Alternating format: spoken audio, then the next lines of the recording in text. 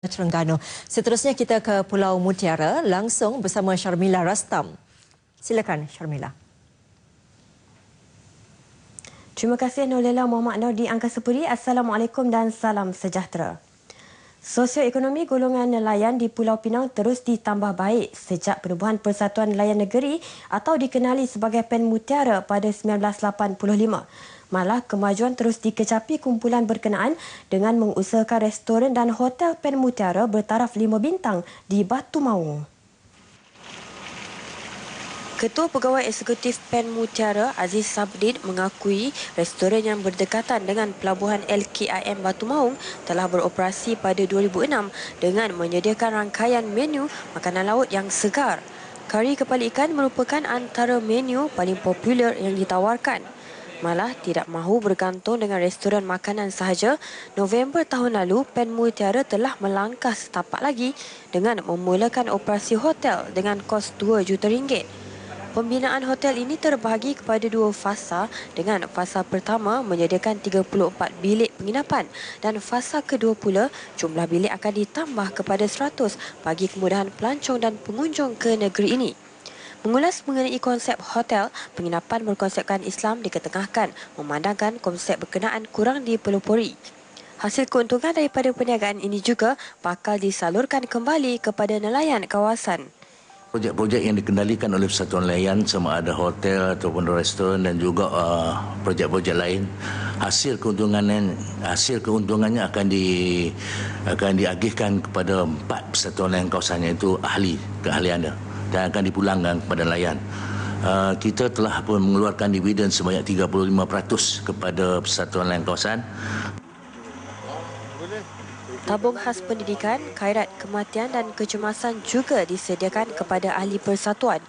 Baru-baru ini, 17 Februari lepas, pada Anugerah Pelancongan Malaysia kali ke-19, restoran PEN Mutiara dicalonkan sebagai 5 terbaik bagi kategori restoran masakan Melayu terbaik tahun 2014-2015 oleh Kementerian Pelancongan dan Kebudayaan.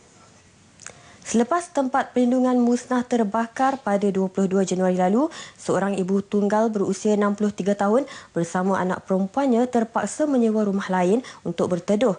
Namun di sebalik kejadian, nasib warga emas itu, Cik Sari Hussein, tetap dibela dan bakal menerima bantuan rumah baharu dalam tempoh 2 bulan lagi. Kediaman yang diduduki selama 30 tahun di Kampung Nelayan Teluk Kumbar, Balik Pulau musnah 100% dalam kebakaran. Prihatin dengan masalah yang dihadapi itu juga, Kerajaan Persekutuan menerusi Biro Kebajikan UMNO tampil menghulurkan bantuan dengan membina semula rumah baharu buat warga emas itu di tapak asal kediaman. Dengan keluasan 800 kaki persegi, rumah berkenaan akan mempunyai 3 bilik serta dilengkapi dengan bekalan elektrik dan air. Seronok lah, nak dapat rumah, alhamdulillah lah. Gua kata nak dapat rumah. Tak payah duduk sewa sini kan, kalau nak tunggu rumah ni. Lambat lagi. Doa tiap malam untuk cepat dapat rumah, alhamdulillah. Rumah baru itu dijamin akan disiapkan mengikut tempoh yang ditetapkan dengan kerja pembinaan diserahkan kepada kontraktor yang dilantik serta pihak Giat Mara. Saya harap pembinaan ini akan siap dalam tempoh 2 bulan daripada sekarang kerana kosnya kita anggarkan sekitar RM50,000.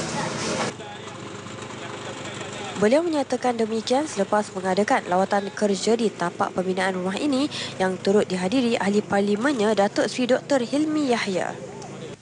4 juta golongan Bumi Putra telah menerima manfaat menerusi peranan yang dimainkan Majlis Amanah Rakyat MARA dalam usaha melonjakkan ekonomi golongan itu.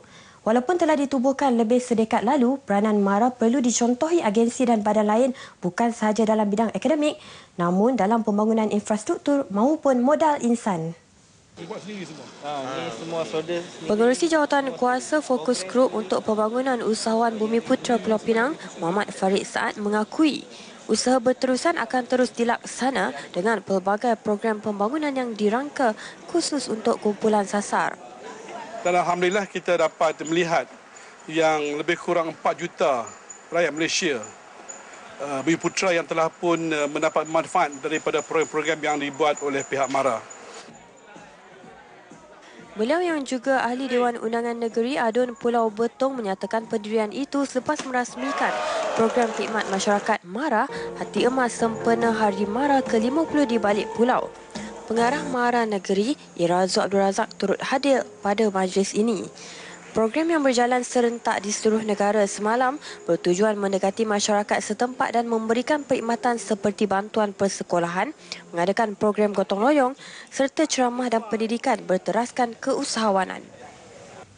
Sekian dahulu laporan dari Pulau Pinang, kembali kepada Nolela Muhammad Noor untuk paparan seterusnya di Angkasa Puri. Silakan.